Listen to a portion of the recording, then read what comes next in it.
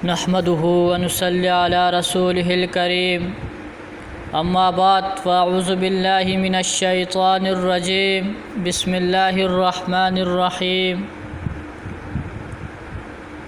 ألم يجدك يتيما فآوى صدق الله العظيم وقال النبي صلى الله عليه وسلم إنما بعثت رحمة او كما قال علیہ الصلاۃ والسلام۔ سامعین محترم، آج میں جس موضوع کو لے کر حاضر ہوا ہوں وہ ہے حضور صلی اللہ علیہ وآلہ وسلم کی ولادت مبارکہ۔ سامعین محترم، تاریخ کے اوراق پلٹیے اور دیکھیے کہ اس دنیا میں حضور صلی اللہ علیہ وآلہ وسلم کے آمد سے قبل کیا تھا؟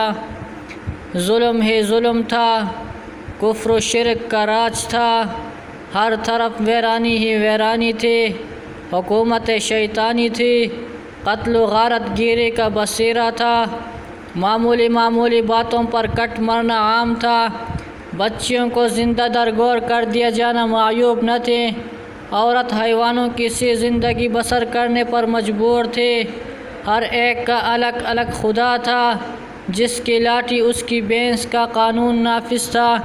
العرش انسانیت تباہی و بربادی کے آخری دہانے پر پہنچ چکی تھی۔ سامعین محترم، خدا کی شان دیکھے کہ سرکار دو عالم صلی اللہ علیہ وآلہ وسلم کی ولادت مبارکہ سے قبل ہی اللہ تبارک و تعالیٰ نے آپ کے والد حضرت عبداللہ کا سایہ سر سے اٹھا دیا اور آپ کو یتیم پیدا کیا، تاکہ دنیا کو معلوم ہو جائے کہ میرا یتیم کسی دنیاوی سہارے کا محتاج نہیں، بلکہ بچپن ہی سے ان کی تربیت وہ ذات باری کرے گی جس نے اس کے سر پر ختم نبوت کا تاج سجانا ہے۔ کسی نے کیا خوب کہا، پیدا ہوئے تو باپ کا سایہ اٹھا دیا، گھٹنوں چلے تو دادا آدم کو روانہ تھا، سائے پسند نہ آئے پروردگار کو، بے سایہ کر دیا گیا اس سایہ دار کو۔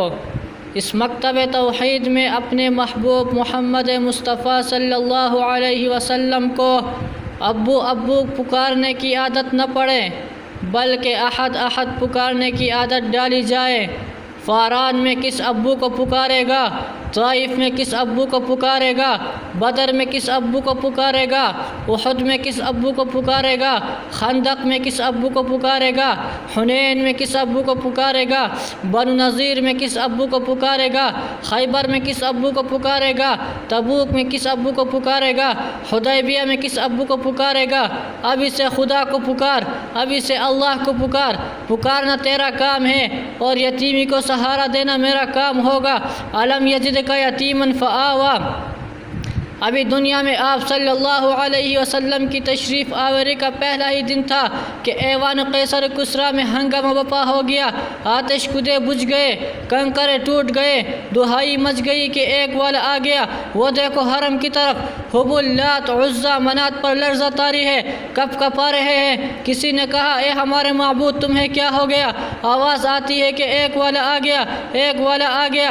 کسی کے گھر شادیاں بجتے ہیں، کسی کے گھر ترانے بجتے ہیں، کسی کے گھر دنیا کے ترانے بجتے ہیں۔